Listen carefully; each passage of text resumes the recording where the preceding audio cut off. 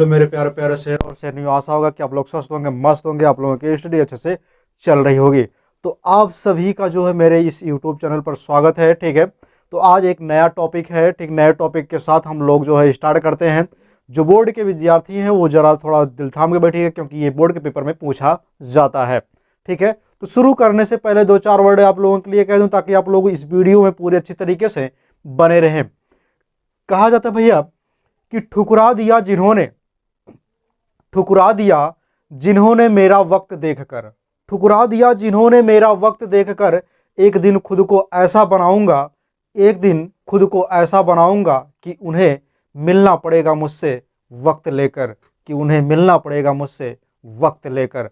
तो आइए मेरे शेरों, मेरे शेर और शेरनियों, इस टॉपिक को हम देखते हैं। आज का जो टॉपिक है वो डाइजेस्टिव सिस्टम है। डाइजेस्टिव सिस्टम का मतलब क्या होता है? पाचन तंत्र। क्या होता है? पाचन तंत्र।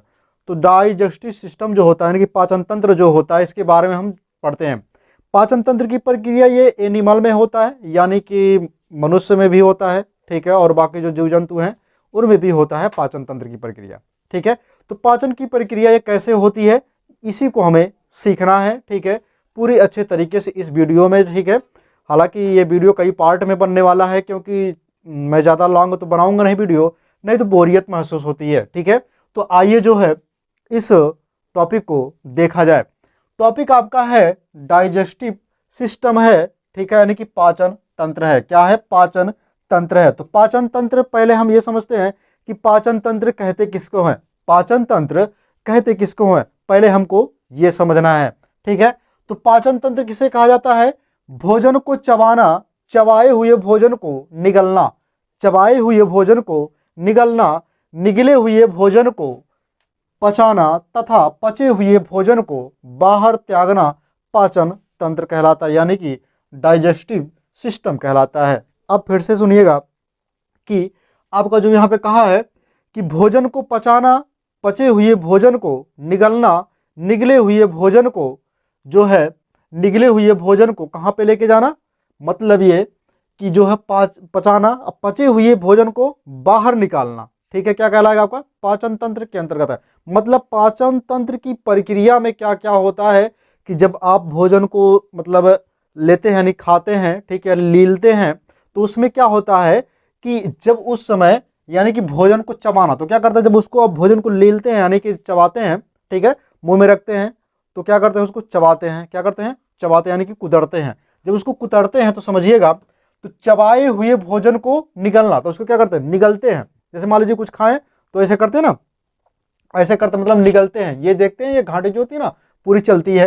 फिर उसके बाद निगले हुए भोजन को पचाना। अब निगले हुए भोजन जो आप निगले हैं तो कहाँ कहाँ पे जाएगा? पहले आमाशय में जाएगा। ठीक है, आहार नाल के जरिए आमाशय में जाएगा। उसके बाद क्या जाएगा आपका? अगर न्यासय मिलेगा वहाँ पे रस मिलेगा। ठीक है, अगर न्यासय से अगर न्यासई रस निकलता है, उसके बाद छोटी आंत, फिर बड़ी आंत, मतलब ऐसे करके आपका जो है भोजन बाहर निकल जाता है। ठीक है, तो ये हो गया आपका पाचन तंत्र। आइए फिर देखते हैं हम यहाँ पे, पाचन तंत्र तो हो गया, लेकिन पाचन कहते किसे हैं? हम पाचन समझते, पहले पाचन तंत्र आपने पढ़ लिया, अब पाचन किसे कहते हैं हमको ये समझना है। तो पाचन किसे कहा जाता है? जटिल व आघुलनशील, जटिल व आघुलनशील खाद्य पदार्थों को भौतिक एवं रासायनिक, भौतिक एवं रासायनिक क्रियाओं के द्वारा घुल जाने की क्रिया को पाचन कहते हैं, यानी कि डाइजेशन कहते हैं। क्या कहते हैं? डाइजेशन कहते हैं। ठीक है, डाइजेशन कहते हैं। समझिए इसको, इसके कहने का मतलब ये है कि जटिल व आघुलनशील, जब आप भोजन को मतलब लेते हैं अंदर, ठीक है, जैसे मान लीजिए दाल चावल हो गया, ठीक है, कोई भी चीज़ खाते होंगे, तो उसमें क्या करते हैं जब उसको आप लेते हैं तो जटिल हो जाता है। ठीक, वो जटिल ही रहता है। जब उसको आप कुतरते हैं तो क्या करते हैं, जो दांत होता है आपको कुतरने का कार्य करता है, मतलब चबाने का कार्य करता है, माड़धार की प्रक्रिया करता है। ठीक है, जब वो कुतरता है तो क्या करता है, एकदम महीन महीन भागों में तोड़ लेता है। ठीक है, एकदम पूरी अच्छी तरीके से तोड़ लेता है। तो वही कहला अघुलनशील, मतलब आप ऐसा चीज खाते हैं जो आपके पेट में क्या हो, वो घुल जाए। ठीक है, ऐसे पदार्थ हों जो भौतिक एवं रासायनिक क्रियाओं द्वारा, मतलब भौतिक और रासायनिक क्रियाओं द्वारा जो है ये प्रक्रिया हो। जैसे कहने का मतलब मेरा ये है, जब आप भोजन को खाते हैं तो उसमें से देखते हैं, जानते हैं कि कार्बोहाइड्रेट जो होता है वसा होता है, प्रोटीन होता है, ये सब उसमें से मिलते रहते हैं, ठीक है। और कुछ चीज़ें आप जो है जूस के रूप में उसको लेते हैं, है ना। जैसे मान लीजिए दूध हो गया या फिर कोई फल हो गया, फल का जूस हो गया, तो ये सब हो गया। फिर आइए देखते हैं यहाँ पे कि डाइजेशन जो होता है ये दो तरह से होता है। कैसे होता है? दो तरह से होता है। हमने बताया क्या है कि एक फिजिकल के जरिए होता है, एक केमिकल के जरिए। यानी कि फिजिकल मतलब होता है रासायनिक, सॉरी फिजिकल का मतलब होता है भौतिकी, यानी कि भौतिक के जरिए होता है। दूसरा आपका होता है रासायनिक, रासायनिक यानी कि केमिकल के जरिए होता है। रासायनिक, भौतिक और केमिकल का मतलब क्या होता है? ये भौतिक जो होता है ये भौतिक तरीके से, यानी वो मारधार की प्रक्रिया करता है। कैसे करता है? मारधार की, ठीक है। मारधार की प्रक्रिया करने की, थूर थार करता है। क्या करता है? उसको थूरता, मतलब जब भोजन आप मुंह में लेते हैं मुख गुहा में, तो क्या करते हैं उसको जो है डुलाते रहते हैं, ठीक है। तो दांत जो होता है क्या करता है उसको मतलब कुचलता है, ठीक है। उसको यानी कि थूर थार करके क्या करता है एकदम पतला बना देता है। उसके बाद क्या होता है रासायनिक प्रक्रिया में? अब रासायनिक प्रक्रिया में क्या होता है, ये भोजन को मिला देता है। क्या करता है? भोजन को मिलाता है। क्या करता है? भोजन को ये मिलाता, लेकिन किसके जरिए? लार के जरिए, ठीक है। किसके जरिए? लार के जरिए जो है भोजन को ये मिलाते हैं, ठीक है। जैसे मतलब आप जो है जब उसको कुचले हैं, ठीक है, उसको कुतरे हैं, कुतरने के बाद क्या किए हैं, वो जो जीभ होता है आपका वो लभेड़ने का कार्य करता है। मतलब जो लार आपके मुंह से निकलता है उसको क्या करता है? पूरे भोजन को जो है लभेड़ लेता है, यानी कि एकदम चिपचिपा पदार्थ बना देता है, ठीक है। जब कभी भी आप उल्टी करते होंगे तो देखते हैं मतलब जो भोजन मतलब कंकड़ पड़ जाता है, फिर जब उसको उल्टी करते हैं तो आप अपने हाथ में से उल्टी लेकर ऐसे करिए तो देखते हैं उसमें चिपचिपा पदार्थ हो जाता है, ठीक है। तो आइए देखते हैं यहाँ पे, ये चीज इतना क्लियर हो गया। अब जब दोनों का जो मेल होता है वो उससे बनता क्या है? उससे बनता है आपका फिजियोलॉजी, यानी कि शरीर क्रिया विज्ञान। शरीर क्रिया विज्ञान मतलब ऐसी विज्ञान होती है जिसमें हम शरीर की क्रियाओं के बारे में अध्ययन करते हैं, उसे हम फिजियोलॉजी कहते हैं, ठीक है। इतना क्लियर हो गया। तो फिर आइए देखते हैं ये चीज। अब ये प्रारंभ कहाँ से होता है? हम पहले ये देखते हैं, ये आहार नाल से होता है। कहाँ से होता है? आहार नाल से होता है, एनिमेल्ट्री के द्वारा होता है, ठीक है। आहार नाल के द्वारा होता है। अब ये तुम्हारा क्या चीज है? कैनल के द्वारा, ठीक है। ये कैनल मतलब जो होता है नाल होता है। अब समझिएगा आहार नाल की लंबाई कितनी होती है हमको ये बताना है। इसका एक बार स्क्रीनशॉट लीजिए, फिर उसके बाद हम ये चीज जो है फिर आगे चलते हैं।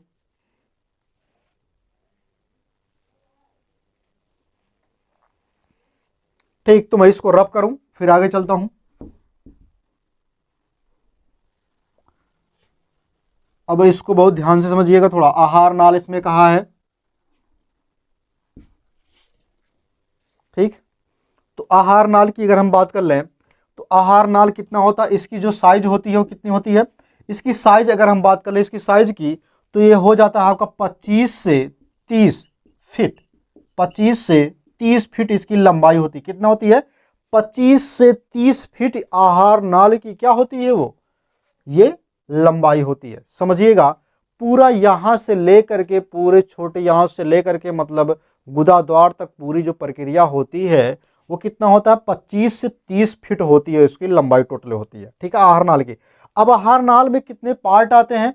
तो मुख्य आपके 6 पार्ट होते हैं, ठीक है। मुख्य उसके 6 भागों में बटे होते हैं।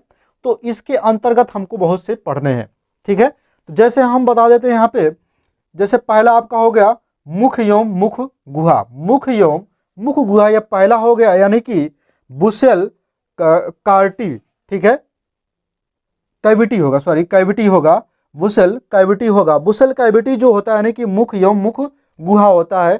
फिर उसके बाद आपका होता है ग्रसनी होता है। फिर उसके बाद होता है आपका ग्रासनली होता है, जिसको बोलते हैं ऑस्कोफेगस, ठीक है, ऑस्कोफेगस बोलते हैं इसको। उसके बाद आता है अमाशय, जिसको बोलते हैं स्टोमच बोलते हैं, ठीक है, क्या बोलते हैं? स्टोमक बोलते हैं। फिर उसके बाद आ जाएगा तुम्हारा छोटी आंत, जिसको बोलते हैं स्मॉल इंटेस्टाइन बोलते हैं, और बड़ी आंत को बोलते हैं लार्ज इंटेस्टाइन बोलते हैं, ठीक है, इंटेस्टाइन बोलते हैं। इतना क्लियर हो गया। अब बड़ी आंत को समझिएगा बृहदांत भी बोलते हैं, बृहदांत, ठीक है, बृहदांत्र, सॉरी बृहदांत है। और छोटी आंत को बोलते हैं क्षुद्रांत,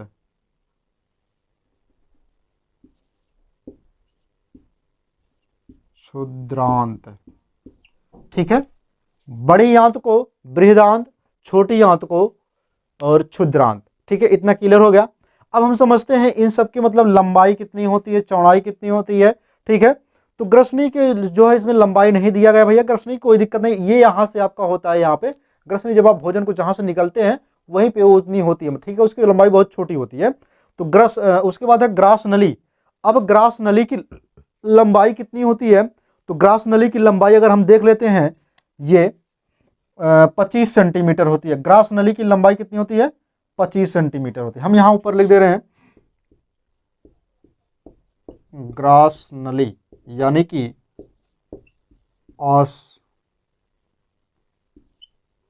आसोफेगस।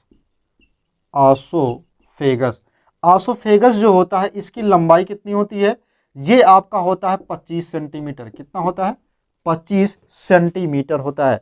कितना होता है, 25 सेंटीमीटर होता है। मतलब ये यहाँ से लेकर के यहाँ तक की जो लंबाई होती है यहाँ तक, ठीक है, वो क्या होती है, अमाशय तक। ठीक है, वो क्या होता है तुम्हारा 25 सेंटीमीटर होता है। अब हम समझ लेते हैं यहाँ पे अमाशय कितना होता है। तो अमाशय जो होता है इसकी लंबाई चौड़ाई दोनों होती है। तो अमाशय की अगर हम बात करें यहाँ से 25 से स्टोमच की बात करें हम, यानी कि आमाशय की, तो आमाशय आपका कितना होता है 25 से 30 सेंटीमीटर क्या होता है, ये आपका लंबाई होता है। क्या होता है, लंबाई। उसके बाद आपका आता है 8 से 10 चौड़ाई होता है। क्या होता है, चौड़ाई होता है। ठीक है, ये इतना क्लियर हुआ। लेकिन ये किस चीज में रहेगा आपका, सब सेंटीमीटर में रहेंगे। किस में रहेंगे, सेंटीमीटर में रहेंगे। इतना क्लियर हो गया। फिर उसके बाद हम समझते हैं यहाँ पे छोटी आंत की लंबाई कितनी होती है। जैसे इसका नाम छोटी आंत है, ठीक है, यानी कि क्षुद्रांत जो है, वैसे इसकी लंबाई जो है बहुत बड़ी होती है। कितनी होती है, बहुत ही बड़ी होती है। तो क्षुद्रांत की लंबाई अगर हम बात करें ये, यानी कि छोटी आंत की, तो 6 से 7 मीटर होती है। 6 से 7 मीटर, 6 से 7 मीटर। ठीक है, 6 से 7 मीटर छोटी आंत की लंबाई होती है। फिर अगर हम बात करें बड़ी आंत की, तो बड़ी आंत की अगर हम बात कर लें यहाँ पे बृहदांत की, ठीक है, तो 1.5 मीटर होती है। 1.5 मीटर, 1.5 मीटर इसकी क्या होती है, लंबाई होती है। ठीक है, अगर हम फुट में बात करें इसकी, तो फुट में होता है 5 फुट, 5 फीट। ठीक है, कितना होता है, 5 फीट। ठीक है, और अगर हम इसकी बात अगर हम कर लें फुट में, ये जो है, ठीक है, तो 20 से आपका हो जाएगा यहाँ पे 20 से 23 फीट। ठीक है, 20 से 23 फीट। इतना क्लियर हो गया होगा। अब हमको इसके पहले वाले पार्ट में हमको पढ़ना है, ये वाला जो यहाँ पे है मुख, यानी मुख गुहा के बारे में पढ़ना है। तो मुख गुहा, जैसे मान लीजिए मुख गुहा में क्या होता है, गुहा मतलब समझते होंगे खाली स्थान जिसको बोला जाता है।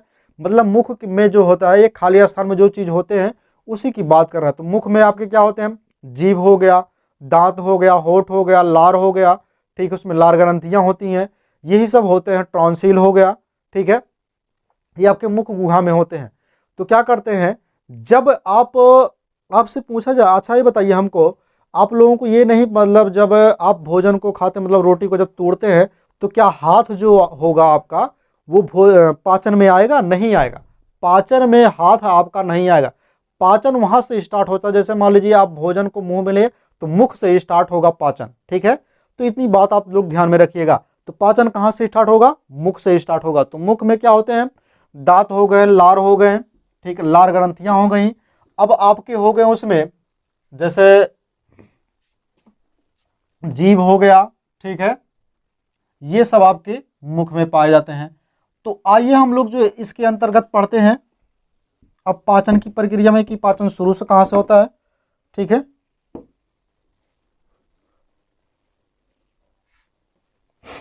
पाचन शुरू होता है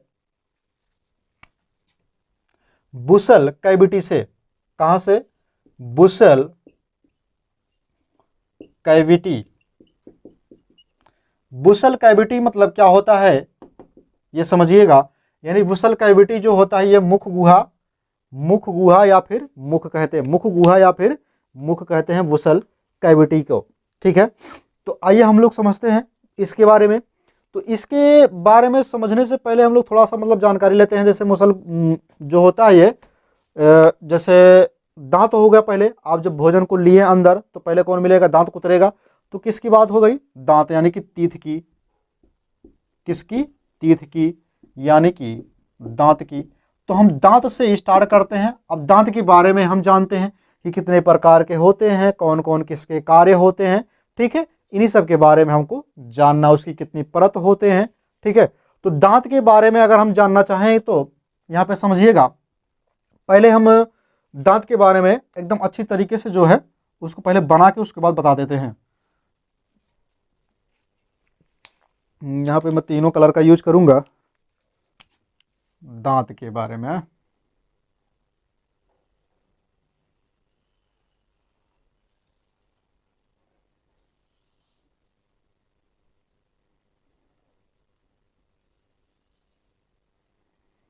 आप लोग भी बना लीजिएगा।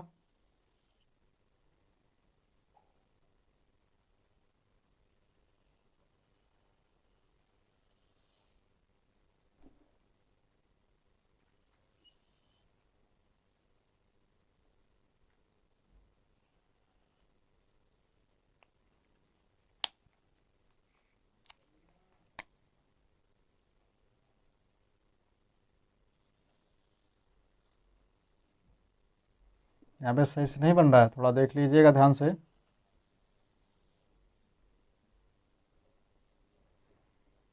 ठीक, ये हो गए दांत। अब इस वाले पार्ट को क्या कहते हैं,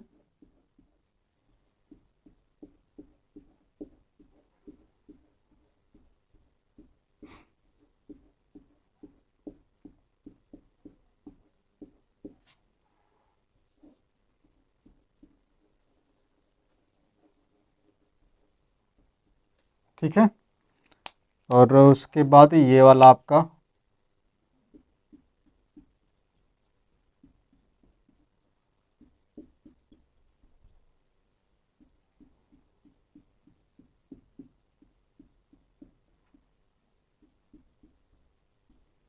ठीक, उसके बाद आपका ये व्हाइट वाला है ही,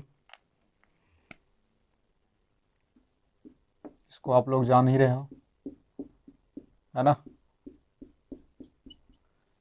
ऊपर वाली परत को क्या कहते हैं यही हमको बताना है। तो ऊपर वाली परत को कहते हैं इनामेल। क्या कहते हैं, इनामेल कहते हैं। ऊपर वाली परत को क्या कहते हैं, इनामेल।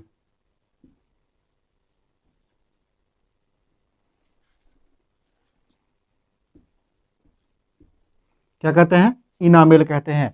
ऊपर वाली जो परत होती है उसको क्या बोलते हैं, इनामेल बोलते हैं। ठीक है, दांत ये देख रहे होंगे, देखिए ये जो दांत है, दांत के ऊपर की परत को कौन कहती है, इनामेल कहते हैं। उसके बाद इसके बीच वाली जो परत है, ठीक है, इसके बीच वाले को ध्यान से देखिएगा। इस बीच वाले को क्या कहते हैं, बीच वाले को कहते हैं डेंटाइन।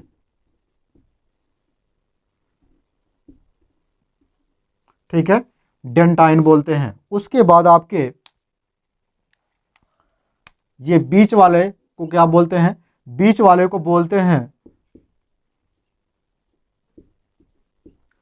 पुल्प बोलते हैं, यानी कि इसको आप चैम्बर भी कह सकते हैं। ठीक है, अब पुल्प क्या होता है, ये गुदा, गुदा जो बोलते हैं। ठीक है, ये हो गया। उसके बाद आता है तुम्हारा डेंटाइन। आप लोग समझिएगा कि कंटाइन से याद रखिएगा डेंटाइन, और इनामेल से ईमेल से रखिएगा इनामेल। ईमेल से क्या याद रखेंगे, इनामेल, और कंटाइन से याद रखेंगे डेंटाइन। यानी कि दांत के कितने पार्ट हो गए, तीन पार्ट हो गए। कितने पार्ट हो गए, तीन पार्ट दांत के हो गए हैं। कितने पार्ट, तीन पार्ट। तो आप लोग देख रहे हैं कौन कौन से पार्ट, मैं यहाँ पे लिख दूं। पहला आपका इनामेल, दूसरा है आपका डेंटाइन, और तीसरा है आपका पुल्प या फिर चैम्बर,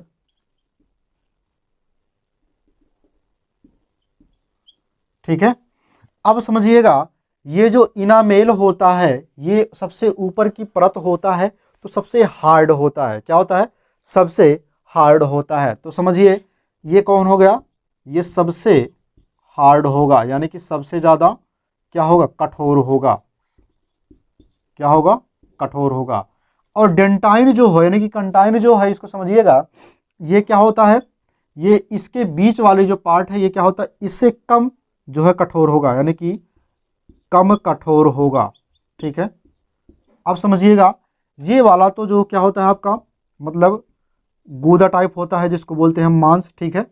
उसमें थोड़ा मांस टाइप होता है, ठीक है। ये बहुत लचीला होता है। जैसे मान लीजिए क्या हुआ कि आपकी ये जो है इनामेल जो है वो समाप्त हो गई, हालांकि बहुत कठोर पार्ट होता है।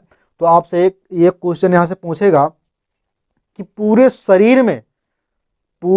शरीर में सबसे कठोर पार्ट, ठीक है, कौन सा होता है? तो आप क्या कहेंगे?